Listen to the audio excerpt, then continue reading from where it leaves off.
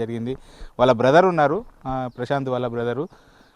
అంటే ప్రశాంత్‌తో ఇప్పుడు ఒక్కడే ఉంటాడు కదా! మీరు ఏం చేస్తారు వరంగల్‌లో? నేను వరంగల్‌లో డెలివరీ ప్రైవేట్ లిమిటెడ్‌లో టీమ్ లీడర్‌గా పనిచేస్తున్నాను. గత 2 సంవత్సరాల నుంచి నేను వరంగల్‌లోనే ఉంటున్నాను. ఎప్పుడన్నా ఏమన్నా ఫంక్షన్స్ కానీ అన్న పనుల నిమిత్తం ఏమైనా ఉన్నప్పుడు మాత్రమే ఇంటికి వచ్చి వెళ్తుంటాను. అంటే ఇప్పుడు ఈ ప్రశాంత్ హత్య కంటే ముందు ఒక 2 రోజులు దాదాపుగా లేడు కదా! మీకంటే ఏమన్నా ఇన్ఫర్మేషన్ ఉందా? మీ తమ్ముడు కనబడతలేరు అని చెప్పి ఎవరన్నా చెప్పిర్రా మీకు? అంటే మా అమ్మమ్మ వాళ్ళ ఇంటికి వెళ్ళిండు అని మా మామయ్య కాల్ చేసి చెప్పిండు. అంటే మామూలుగా వెళ్ళిండు కావచ్చు అని తెలుసు, కానీ ఇట్లా గొడవ అయిన విషయం అనేది తెలియదు. ఏ విషయమైనా నాకు చెప్పేది, ఇంతకుముందుకైనా అయినా చిన్న అయినా నన్ను అతను ప్రత్యక్షంగా చెప్పకున్నా కానీ ఏదైనా నా దగ్గర రానియపు, మా అన్నని ఇబ్బంది పెట్టద్దు, ఏదైనా నాది నేను చూసుకుంటా అనే ధోరణిలోనే ఉండేవాడు ఇప్పటికీ. కాకపోతే ఈ విషయంలో కూడా నేనే చూసుకుంటా అని అనుకున్నాడు. కానీ అది అతడు ఏంటంటే వీడు ఒక్కడే అయిపోయాడు, ఒంటరి అయిపోయాడు. అవతల సైడు ఒక 20-30 మంది అయిపోయేసరికి ఏం చేయలేకపోయాడు. అంటే మీకు ఇప్పుడు మీ తమ్ముడు చనిపోయినప్పుడు ఎట్లా తెలిసింది? ఎవరు చెప్పారు మీకు? నాకు పొద్దున్న 7:20 మా తమ్ముడు వాళ్ళ ఫ్రెండ్స్ కసిరెడ్డి రాజురెడ్డి అని నాకు ఫోన్ చేసి, అన్నకి ఇలా తమ్ముడు కనబడతలేడు, నిన్న పొద్దున మిస్సింగ్ అయ్యిండు. అంటే చనిపోయింది అనే విషయం కాదు, మాకు మిస్సింగ్ అయినా తెలుసు. అంటే ఏదో ఇక్కడికి వచ్చినా కూడా కాదు, మాకు నిన్న సాయంత్రం 6 గంటల వరకు కూడా ప్రాణాలతో ఉండి ఏమైనా గాయాలు చేసి ఇచ్చిపెట్టవచ్చనే ఉండే అంతే. కానీ ఇంత దుర్మార్గానికి పాల్పడతానని మేము ఊహించలేదు. అసలు అంత చేయాల్సిన ఆ పని కూడా కాదు. అది జరిగిన ఏమైనా మాట్లాడి తిట్టుకునే దానికి ప్రాణం తీసుకునే అంత సమస్య అయితే కాదు, అది సొల్యూషన్ అయితే అది కాదు. మీ తమ్ముని డెడ్ బాడీ నిన్న చూశారు కదా మీరు హాస్పిటల్ లోపల. అంటే ఒంటిపైన ఎలాంటి గాయాలు ఉన్నాయి? ఎక్కడెక్కడ ఉన్నాయి? ఇక్కడ మెడకాడ కోసారండి, 12 mm మందం కోసారు, 12 సెంటీమీటర్స్ మందం ఈ మెడకాయ కోసారు. ఇంకా మనం పక్క బొక్కలు మొత్తం ఇరిగినాయి, రాళ్ళు ఎత్తేసారు దానిపైన. కాళ్ళు చేతులపైన మొత్తం, కాళ్ళు 2 చేతులు 2 కాళ్ళు మొత్తం ఇరిచారు.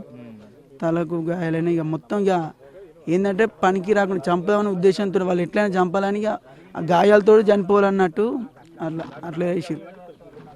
పోలీసులకు అంటే ఫిర్యాదు చేసిరా పలానా వ్యక్తుల మీద అనుమానాలు ఉన్నాయి? నేను నాకు వరంగల్లో తెలియడంతోనే వెంటనే నాకు 7:30కు తెలిసిన వెంటనే డైరెక్ట్ డయల్ 100కు కాల్ చేసి బ్లూ కోర్స్ వాళ్ళకు సమాచారం ఇవ్వడం జరిగింది. వాళ్ళు వెంటనే ఇక్కడికి వచ్చి ఎంక్వైరీ చేయడం, లోకల్ తెలుసుకొని గాలించడం, తిరగడం ప్రయత్నం చేశారు. వెంటనే నేను సిపి గారికి నేరుగా నెంబర్ మన అభిషేక్ మహంత్ గారికి ఫోన్ చేసి, సార్ ఇట్లా ఈ సమస్య ఉంది సార్, ఒకవేళ ఇన్ కేసు అంటే నష్టం జరగకపోయింటే ప్రాణాలతోటన్నా కాపాడుకునే మీరైతేనే మాకు న్యాయం చేయగలరు సార్ అని మెసేజ్ కూడా పెట్టడం జరిగింది. ఆయన కూడా ఫోన్కి స్పందించి ఆయన లీవ్లో ఉన్నా కూడా, సార్ లీవ్లో ఉన్నాడట, లీవ్లో ఉన్నా కూడా లోకల్ వాళ్ళకి ఇంటిమేషన్ ఇచ్చి ఫాలోఅప్ చేయడం జరిగింది. చివరగా మీ తమ్ముడిని అత్యంత దారుణంగా కొట్టి చంపారు కదా, మీరు ఏం కోరుకుంటారు? అంటే ఆ వ్యక్తులకు ఎలాంటి శిక్ష పడాలని కోరుకుంటారు? పోలీసులను ఏమి వేడుకుంటారు? నేను ఒకటే చెప్తున్నాను, అతనికి లోకల్లో ఆయన మ్యానిపులేట్ చేస్తాడు. నాకేందంటే నాకు న్యాయం జరగాలి, న్యాయం కావాలి. ఆ న్యాయం ఏంటిదంటే ఇంకొకసారి ఇప్పుడు నా తమ్ముడు జరిగిన నష్టం ఇంకొకరికి జరగద్దు. అంటే ఈ ప్రవృత్తిలోకి రావాలంటేనే భయపడాలి. అరే ఇట్లా ఇప్పుడు వెనుకటి కాలంగా ఓలో బెదిరించి బతుకుదాం అనే ఆ ధోరణి అనేది ఆలోచనే రావద్దు. ఈ దాంతో ఇప్పటి వరకు పచ్చులు ఏ గొడవలైనా ఏమైందో కానీ ఈ మా తమ్ముడు ఒక్కడి నష్టంతో వీళ్ళంతా ప్రశాంతంగా ఉండాలి.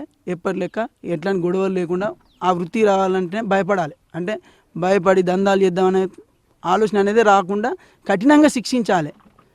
అంటే నేను ఏమంటున్నాను, ఆ పదాన్ని ఎందుకు మెన్షన్ చేస్తున్నట్టు, ఇట్లాంటి వాళ్ళకి ఏంటంటే తగిన శాస్త్రం ఏంటంటే ఎన్కౌంటర్ చేయడం ఉత్తమం. డ్రాగన్ కంట్రీ పనులకు అడ్డుకట్టపడడం లేదు. ఎప్పుడు ఏదో ఒక రూపంలో ప్రపంచవ్యాప్తంగా ఆందోళన క్రియేట్ చేస్తుంది. ఆ వార్తలో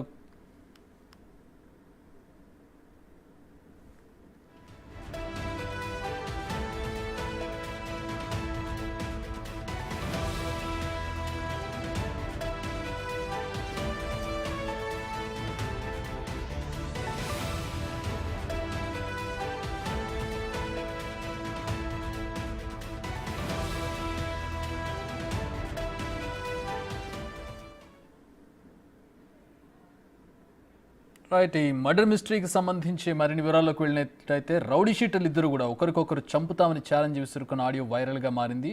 ఛాలెంజ్ విసిరినట్లుగానే రమేష్ అతడి అనుచరుడు ప్రశాంత్ రెడ్డిని హత్య చేశారు. ఇద్దరి మధ్య జరిగిన గ్యాంగ్ వార్ ఒకరి ప్రాణం తీసేలా చేసింది. ఒక రౌడీ షీటర్ను చంపడం అంటే ఆషామాషి కాదని భావించిన నిందితులు తమదైన శైలిలో ప్లాన్ చేసుకున్నారు. గ్రామంలో రెక్కీ నిర్వహించి చంపేందుకు ఉన్న అవకాశాలను చర్చించుకున్నారు.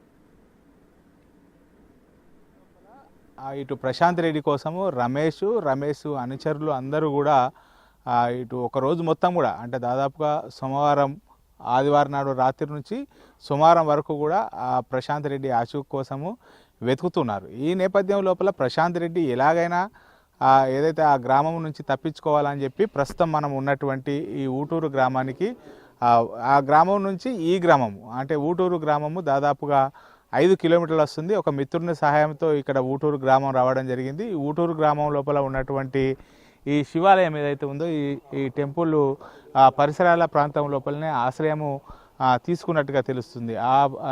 ఎవరైతే రమేష్ యొక్క అనుచరులు అందరూ కూడా ప్రశాంత్ రెడ్డి కోసము వెతుకుతూ ఇక్కడి శివాలయంకు వద్దకు రావడం జరిగింది. ఇక్కడ ఒక మిత్రుని వద్ద ఆశ్రయం కల్పించున్నటువంటి నేపథ్యం లోపల ఈ టెంపుల్ యొక్క పరిసరాల ప్రాంతాలకు కూడా రావడం జరిగింది. అయితే మిత్రుని వద్దకు వచ్చి అతని నెంబర్ తీసుకొని ఫోన్ చేసేటువంటి క్రమం లోపల ఈ శివాలయం పరిసరాల ప్రాంతం లోపలనే ప్రశాంత్ యొక్క ఫోన్ రింగ్ అవడంతో ఇటు తనను చంపడానికే రమేష్ అనుచరులు వచ్చారని చెప్పి ఈ శివాలయం నుంచి వెనుకకు పరిగెత్తేటువంటి క్రమం లోపల ఆ బావిలో పడ్డాడు.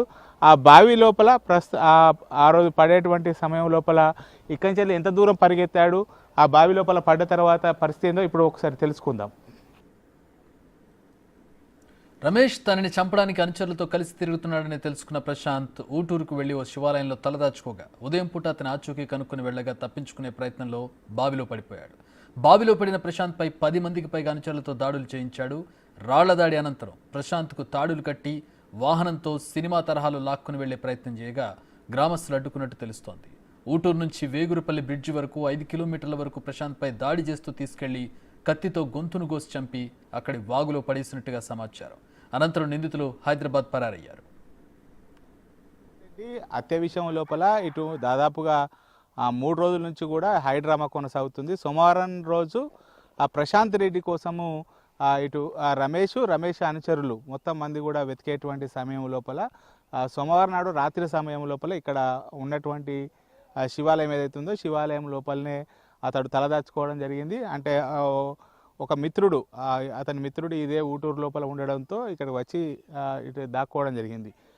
ఇక్కడ ప్రశాంత్ యొక్క ఆచూకీ కోసము రమేష్ అనుచరులు అందరూ కూడా ఇక్కడికి శివాలయంకు రావడం జరిగింది. అంటే ఉదయం పూట రాత్రంతా కూడా వెతికారు. రాత్రంతా వెతికి మంగళవారం రోజు దాదాపుగా ఉదయం పూట స్వాములందరూ కూడా పూజలు చేసుకునేటువంటి సమయం లోపల ఇక్కడికి రావడం జరిగింది. ఆ క్షణం లోపల తన కోసం వచ్చారని చెప్పి ఇటు ప్రశాంత్ ఆ శివాలయం నుంచి బయటకు ఇటు ఉరికి వచ్చేటువంటి సమయం లోపల 3 దారులు ఉన్నాయి.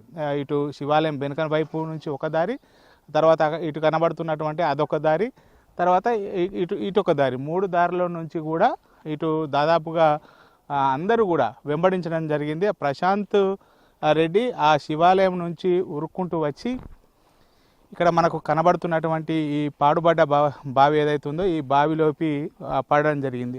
మొత్తం కూడా ఇది నీరు లేదు, మొత్తం కూడా పాడుబడ్డ బావి. ఈ పాడుబడ్డ బావి లోపలనే పడడం జరిగింది. మనకి ఇక్కడ విజువల్స్ లోపల కూడా క్లియర్గా చూడొచ్చు. ప్రశాంత్ రెడ్డిని అత్యంత కిరాతకంగా ఈ బావి లోపలనే రమేష్ అనుచరులు దాడి చేయడం జరిగింది. దాదాపుగా వారు మద్యం సేవించి ఉన్నారు. ఆ మద్యం సేవించడంతో ఇటు మద్యం బాటిళ్ళు, తర్వాత ఇక్కడ కర్రలు, తర్వాత ఇటు బండలతో మొత్తం కూడా దాడి చేయడం జరిగింది. మనకి ఇంకా క్లియర్గా విజువల్స్ లోపల కూడా అక్కడ మనకు కట్టెపైన రక్తపు మరకలు కనబడుతున్నాయి. ప్రశాంత్ రెడ్డి యొక్క రక్త మరకలు, అక్కడ బాటిల్ పైన కూడా ప్రశాంత్ రెడ్డి యొక్క రక్తపు మరకలు కనబడుతున్నాయి. ఇదే బావి లోపల దాదాపుగా అత్యంత పాశవికంగా అత్యంత క్రూరంగా ఇటు ప్రశాంత్ రెడ్డి పైన దాడి చేయడం జరిగింది. ఈ దాడి చేసేటువంటి క్రమం లోపలనే దాడి చేసి అతన్ని